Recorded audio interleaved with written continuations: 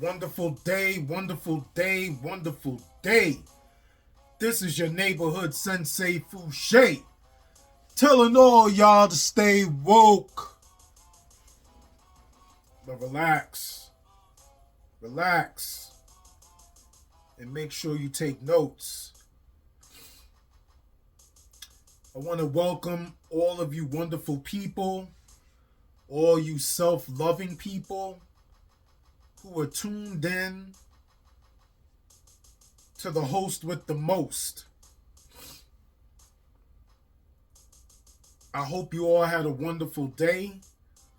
And of course, you love yourselves and you're extremely interested in evolution and more information leading towards that evolution. Today, and if you noticed in the background, all music provided by J.F. Winter of Nasty Noise Music Productions. N.M.P. is the acronym. Look it up. YouTube at NNMP1993. That's the handle. So I was about to lead into listening to older programs to the Stay Woke with Sensei Fouché. And I rarely, if at all, play back any of the prior conversations. You know, I just get feedback from a couple of the folks that I have the closest of association with that do tune into the conversations, and they let me know certain adjustments or, you know, how much value they hold in the channel and in the podcast conversations. Now, myself, I'm probably my biggest critic, but I don't try to beat myself down to the greatest of degree. You know, I just absorb what I know and make adjustments, you know what I'm saying? And that's what I've been doing since the inception of Stay Woke. Trying to get a lot more comfortable, you know, feel my way through the beginning process of shared conversation, kind of getting my vocabulary in check, exactly where I want to go and how I want to drop, you know, and we're getting there as we move along. And I made more than a few errors, and I'm not ashamed to say that I have, you know, but what we've been learning in aspects to the power of now and dealing with the now, you know, a before leads to a current moment. You know what I'm saying? And everything is a process. You know, there has to be a beginning to be a now, to be able to move towards a future. You know what I'm saying? So one thing that I laughed about in playback was I used a reference maybe in covering chapter 1. And I was talking about Bobby Brown from the old school group New Edition and how he took the stage, you know. And maybe it was because I was looking at the nostalgia of the New Edition True Life Story on BET.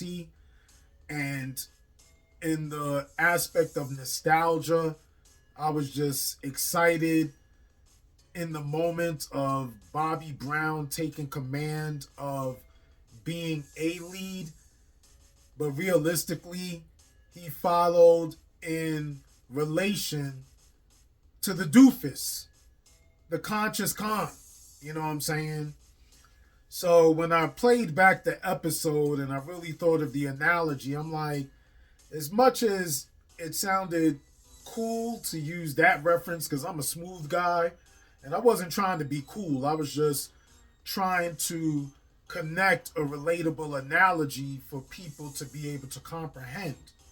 You know what I'm saying? But in true relation, all of those characters, even as professional as the BBD, the Belle Biv DeVoe, and the Ralph Tresvant characters, stayed in accordance to keeping the group alive. They all were run by their own conscious con. You know what I'm saying? So we're just going to chalk that up to it already happened and you can't go back, Bob. You're not a looper. The other thing that I wanted to mention is I have been making it my point to be more conscious within my subconscious lead in differentiating being from existing / living.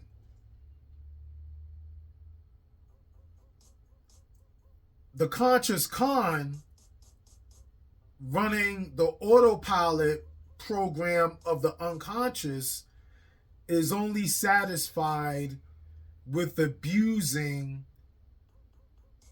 the body within existence or in existence and living. Whereas your subconscious, deep moral self wants to be within being. You know, so I'm working through the kinks for me personally to evolve in a consistency using language. On this program, I practice the usage of language, explain language, and the more that I fall in proper tune in communication and conversation with all of you, the more noticeable I am in my own flaws towards being more consistent in proper application when I'm using references. You know, so if I ever stated before, I don't ever choose to label myself a master, teacher, to attach that word. I prefer to use the title master student. You know what I'm saying? Because I am an avid researcher and at a level now to where I am on high level study towards evolutionary understanding.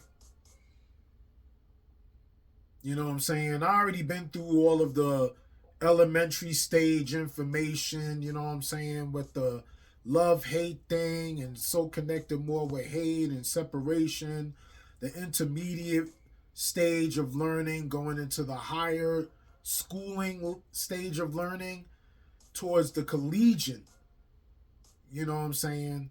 But now we dealing with master degrees, you know what I'm saying? And that's what we've been dropping is to be able to, one, absorb by reading and listening to higher level information, being able to process that in full completion, and then dissecting it to share amongst others and make it comprehensible in hopeful full understanding.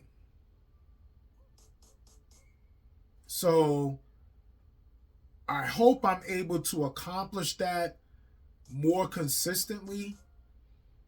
And it is my honor to continue to build and grow and gravitate in this extension of sharing. You know, really coming into and feeling me and being able to deliver within my full state in being.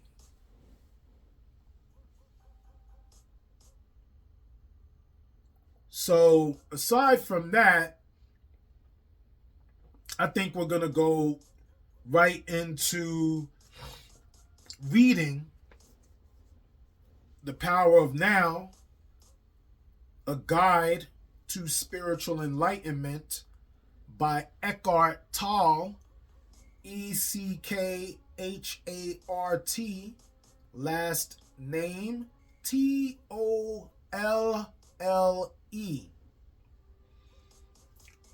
And yeah, this book is getting worn. And that's beautiful because that means, it's being used. It's not, all immaculate in being fresh, and pages as well as cover just completely without crease. In the aspect of learning and being in deep evolution of learning, creases are beautiful. I used to be into the whole, man, I have a crease in my book. And that's, when I was in those school days, like, yeah, I want my book to, and that's just image projection. And that's that immature thinking, you know what I'm saying? Because the reality is that a used look is most beautiful because this means absorption towards fulfillment within enlightenment. And that's dope. So, Enlightened Relationships is our chapter 8. And for anyone that kind of missed it, enlightenment is God. You know what I'm saying? Being one with yourself is being one with God. And submerging the evil that has been in long existing, abusing your body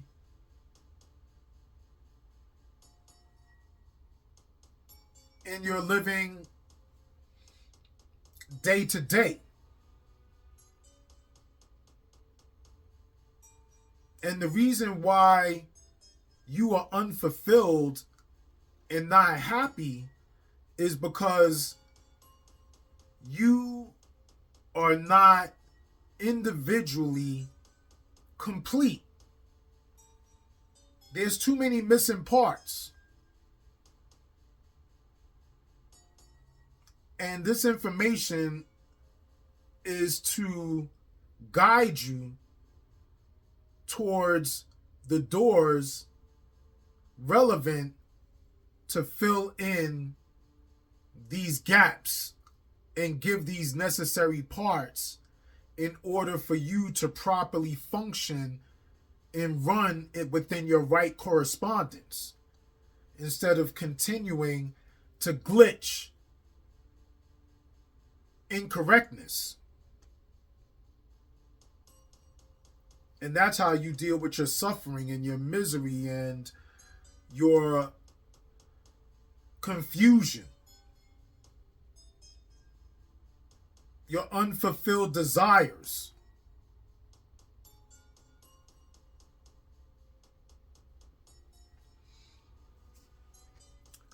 Why women are closer to enlightenment.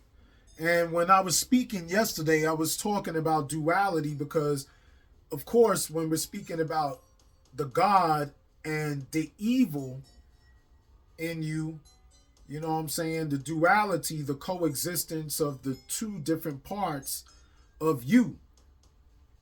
The evil has more control and power, which is giving you all of your sorrow and misery in your constant state of existing and living. And until we recognize the disinterest we have in that comedy that has been repetitively running for so long, at first we thought it was cute and funny, but then it got old and tired. You know what I'm saying? And you are deeply interested in a beautiful love story. And this love story, this love affair that we are trying to reintroduce for you in aspect of connecting closely to your true self,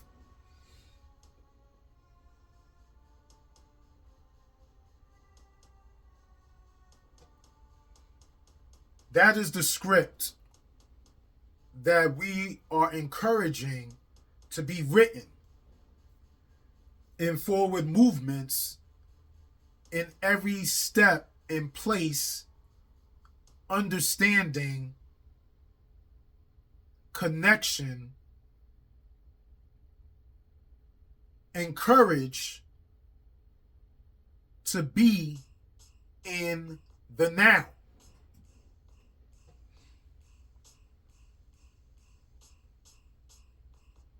We want to be able to connect back to our moral self. That self has a lot of courage. That self has a lot of truth. That self is able to create the necessary boundaries. That self is able to control the immaturity that always itches inside of us.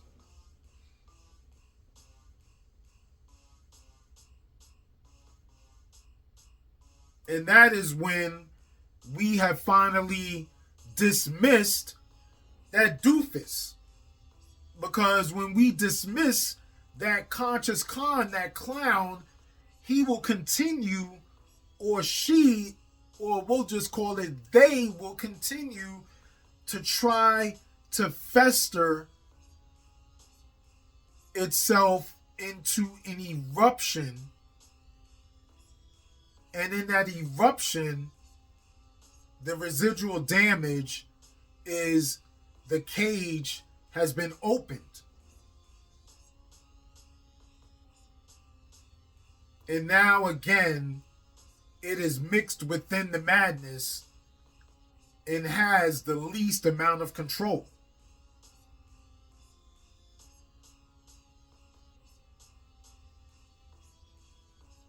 And we want to diffuse that. You know what I'm saying? We want to get rid of that, to call it that masculine energy. You know what I'm saying? Because this machismo, masculine, egotistical energy needs to be minimized. It needs to be submerged. We need to become more loving. We need to become more humble. We need to become more understanding. We need to become more forgiving.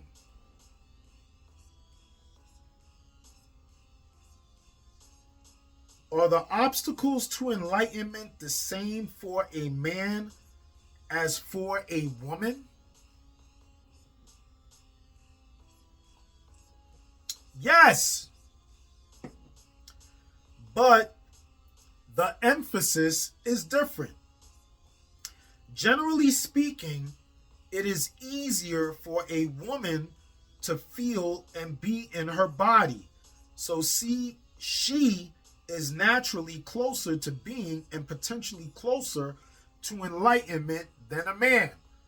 And this isn't saying that all women strictly are closer connected to their God being than a man, because there are women that carry a whole lot more masculinity in their psychological makeup as opposed to femininity. So don't get it twisted, you know what I'm saying? Because words could be open and words could be very specific too, you know what I'm saying? But when you are deeper, you'll be able to decipher that a whole lot more clearly and be more open in your awareness as well as your explanations. This is why many ancient cultures instinctively choose female figures or analogies to represent or describe the formless and transcendental, or my fault, transcendental reality. I mean, when you think about it, the woman goes through the process of being the carrier to the beginning of physical development of an embryo. The completion is birth. And then eventually, because of the conditioning of the worldly ways, then you need to be found and connected to a rebirth. It was often seen as a womb that gives birth to everything in creation and sustains and nourishes it during its life as form. In the Tao Te Ching, one of the most ancient and profound books ever written, the Tao, which could be translated as being, is described as infinite, eternally present, the mother of the universe. Naturally, women are closer to it than men, since they virtually embody the unmanifested. And that means being able to go through the cycle of birth. And even in their menstrual cycles, if we was explaining a chapter or two ago in prior conversation. What is more, all creatures and all things must eventually return to the source. All things vanish into the Tao. It alone endures. Since the source is seen as female, this is represented as the light and dark sides of the archetypical feminine in psychology and mythology. The goddess or divine mother has two aspects. She gives life and she takes life. When the mind took over and humans lost touch with the reality of their divine essence, they started to think of God as a male figure. And we've been talking about this for a good minute. You know what I'm saying? Society became male dominated and the female was made subordinate to the male. We're just going to keep going because, we've been doing this for a minute.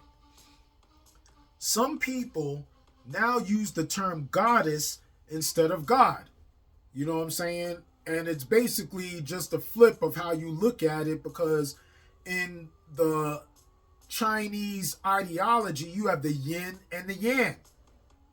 You know what I'm saying? The two opposites of the one, which is the feminine principle and the masculine principle, the light principle and the dark principle. They are redressing a balance between male and female that was lost a long time ago. But it is still a representation and a concept, perhaps temporarily useful. What does remain true, however, is that the energy frequency of the mind appears to be essentially male, which is the conscious con. They're connecting to the conscious con to the male identity.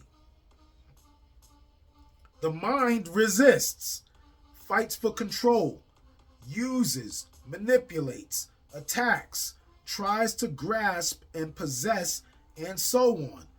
This is why the traditional God is a patriarchal, controlling, authority figure, an often angry man who you should live in fear of.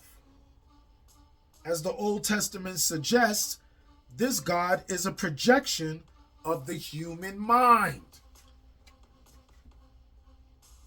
The evil Set in the story of Osiris, Set, and Horus. Set killed his brother Osiris and submerged him. Where they say his phallus.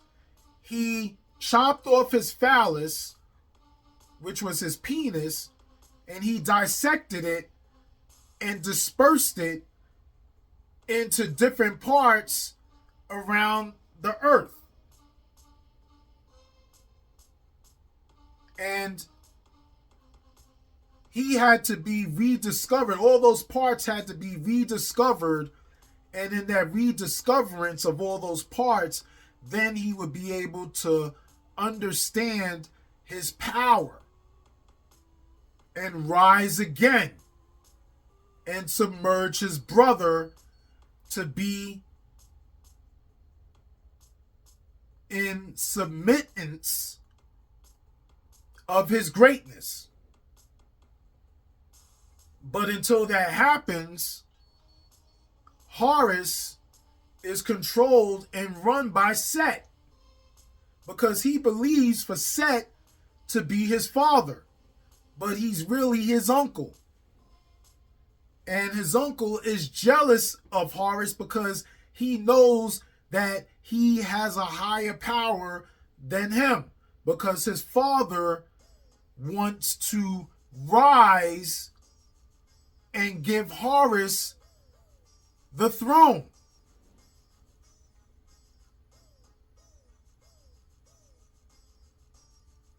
But if that happens, then Set gets submerged.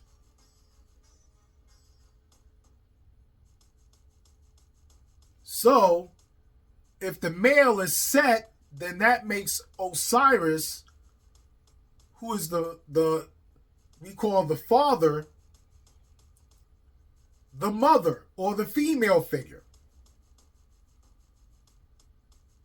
And that makes Horus the child.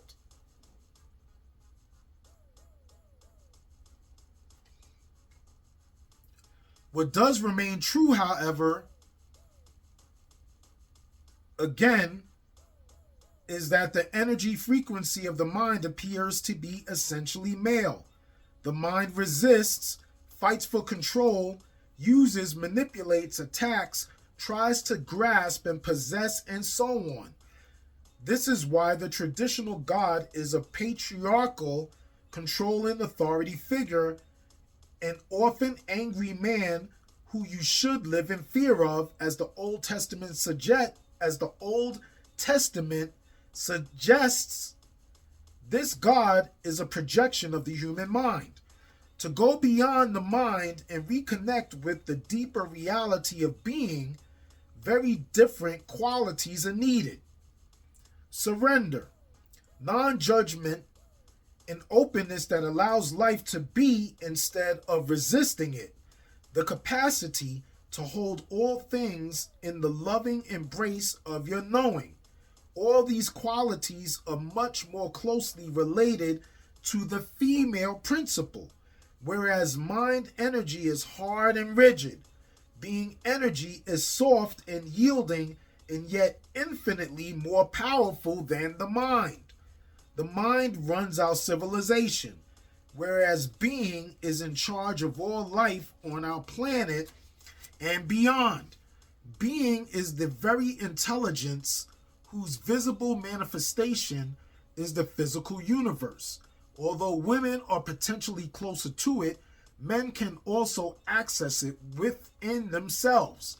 At this time, the vast majority of men, as well as women, are still in the grip of the mind, identified with the thinker and the pain body. This, of course, is what prevents enlightenment and the flowering of love. As a general rule, the major obstacle for men tends to be the thinking mind, and the major obstacle for women, the pain body. Although in certain individual cases, the opposite may be true, and in others, the two factors may equal. Dissolving the collective female pain body. The pain body usually has a collective as well as a personal aspect. The personal aspect is the accumulated residue of emotional pain suffered in one's own past. The collective one is the pain accumulated in the collective human psyche over thousands of years through disease, torture, war, murder, cruelty, madness, and so on. The ways of the world that has always been, the sins of the world. Everybody's personal pain body also partakes of this collective pain body. The ways of the world, in one way or the other, those 7 deadly sins, those 7 covers for the conscious con, they will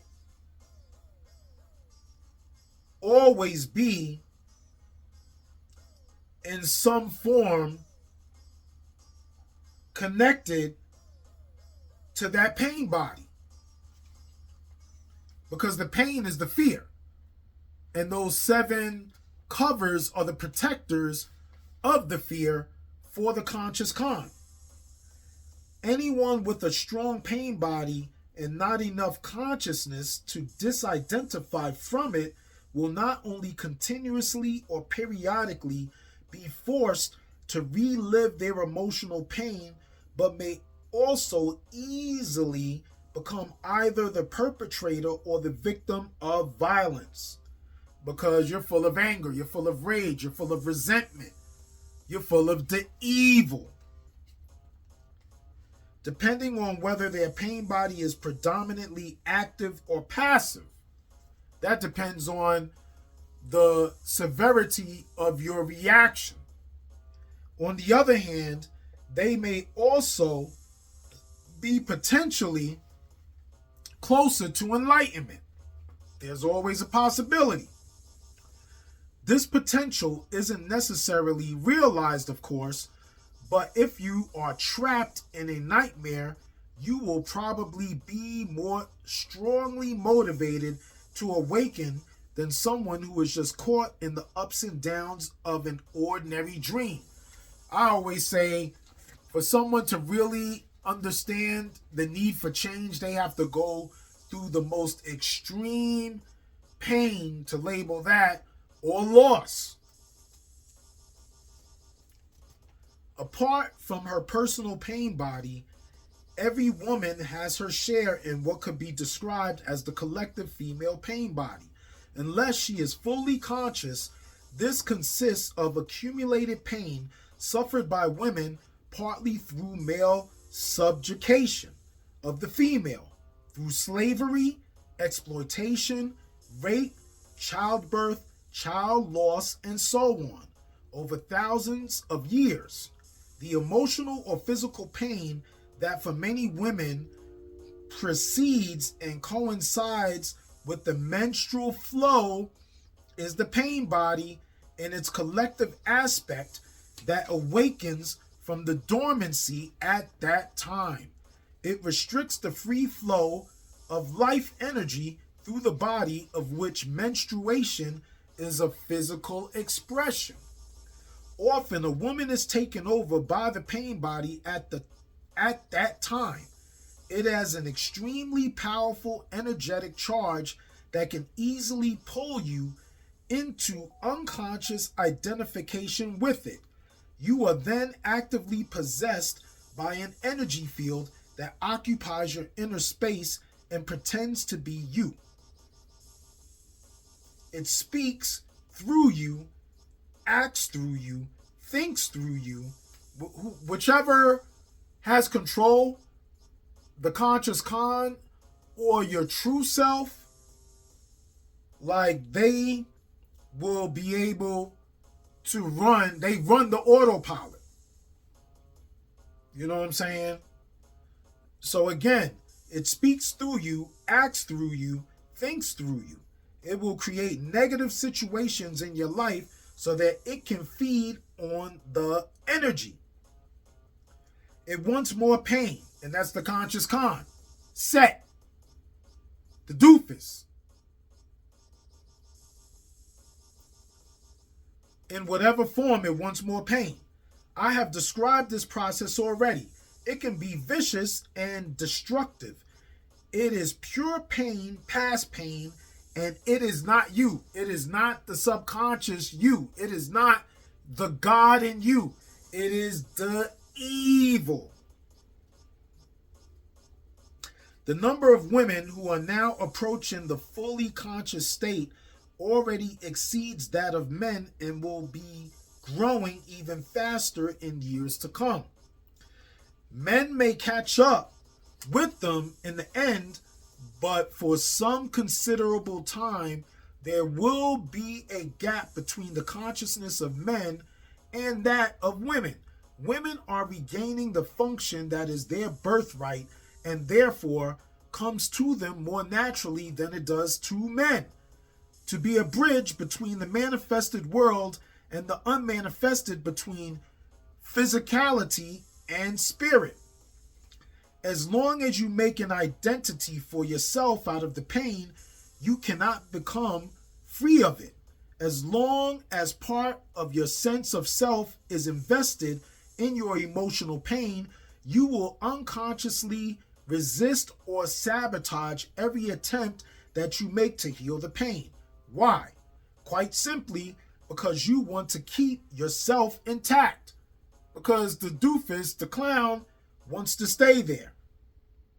He wants to continue to give you pain, to give you misery, because that is how it thrives. This is an unconscious process, and the only way to overcome it is to make it conscious. You must force it. Force the deep God in you to resurrect and submerge the evil. To suddenly see that you are or have been attached to your pain can be quite a shocking realization. The moment you realize this, you have broken the attachment. The pain body is an energy field, almost like an entity, that has become temporarily lodged into your inner space. It is life energy that has become trapped, energy that is no longer flowing. Of course, the pain body is there because of certain things that happened in the past. It is the living past in you, and if you identify with it, you identify with the past. A victim identity is the belief that the past is more powerful than the present, which is the opposite of the truth. It is the belief that the other people and what they did to you are responsible for who you are now, for your emotional pain or your inability to be your true self. The truth is that the only power there is contained within this moment. It is the power of your presence. You could control the now. Once you know that, you also realize that you are responsible for your inner space now. Nobody else is. and that the past cannot prevail against the power of now. Some women who are already conscious enough to have relinquished their victim identity on the personal level are still holding on to a collective victim identity, what men did to women. They are right, and they are also wrong. They are right in as much as the collective female pain body is in large part due to male violence inflicted on women and repression of the female principle throughout the planet over millennia. They are wrong if they derive a sense of self from this fact and therefore keep themselves imprisoned in a collective victim identity. If a woman is still holding on to anger, resentment, or condemnation, she is holding on to her pain body. This may give her a comforting sense of identity, of solidarity with other women, but it is keeping her in bondage to the past and blocking full access to her essence and true power. If women exclude themselves from men, that fosters a sense of separation and therefore a strengthening of the ego. And the stronger the ego, the more distant you are from your true nature. For all those women that say, oh, I can do without a man, I don't need no man. That is resonating that separation and that male identity. You don't need a man because you are becoming the man, away from your femininity. So do not use the pain body to give you an identity. Use it for enlightenment instead. Transmute it into consciousness. When you know that the menstrual flow is approaching, before you feel the first signs of what is commonly called premenstrual tension, the awakening of the collective female pain body, become very alert and inhabit your body as fully as possible. When the first signs appear, you need to be alert enough to catch it before it takes you over. Whatever it is, catch it before it can take you over in thinking and behavior. If it is an emotion, feel the strong energy charge behind it. Know that it is the pain body. At the same time, be the knowing. That is to say, be aware of your conscious presence and feel its power. Any emotion that you take your presence into will quickly subside and become transmuted. If it is a purely physical symptom, the attention that you give it will prevent it from turning into an emotion or a thought. I was telling you about my back issue, and I'm still having a back issue.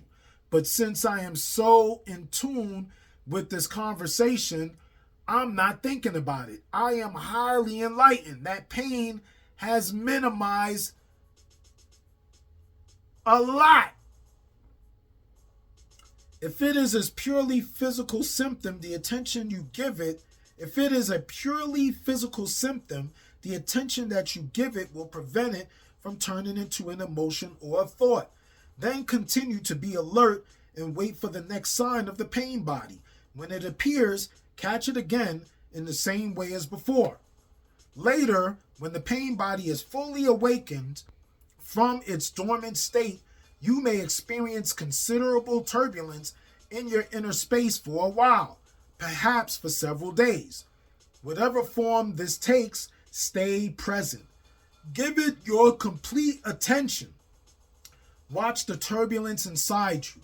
Know it is there.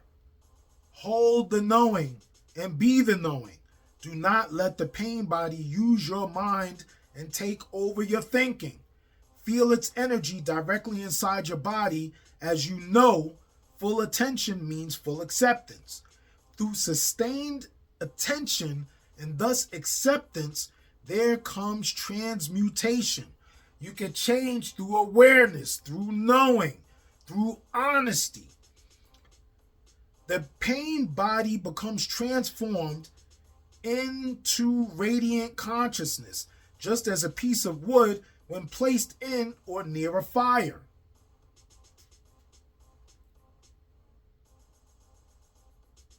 Menstruation will then become not only a joyful and fulfilling expression of your womanhood, but also a sacred time of this transmutation when you give birth to new consciousness. Your true nature then shines forth both in its female aspect as the goddess and in its transcendental aspect as the divine being, that you are beyond male and female duality. Give up the relationship with yourself. Enlightened or not, you are either a man or a woman. So on the level of your form identity, you are not complete. You are one half of the whole. This incompleteness is felt as male-female attraction, the pull towards the opposite energy polarity, no matter how conscious you are. In being, male and female are one. Your form may continue to have certain needs, but being has none. It is already complete and whole. If those needs are met, that is beautiful. But whether or not they are met makes no difference to your deep inner state. So it is perfectly possible for an enlightened person, if the need for the male or female polarity is not met, to feel a sense of lack or incompleteness on the outer level of his or her being, yet at the same time be totally complete, fulfilled, and at peace within. You won't be a sex addict if you don't get none. You'll think about it, but you are not addictively thirsty. In the quest for enlightenment, is being gay a help or a hindrance? Or does it not make any difference? And of course, we're going through this whole thing with President Trump and having strong resistance towards the acceptance of transgender. And everything that we covered before states that we are deeper than separation. You know what I'm saying? No different than the times of slavery. Separation. Keep the separation. We don't want them included. They are less than us. They don't belong. This is the same thing going on with the whole transgender thing. Except now, you know what I'm saying, we attacking specific genders and separating them rather than trying to keep them whole and complete, and have them be interdependent within each other. Like figuring it out, not just throwing it all away and casting it away.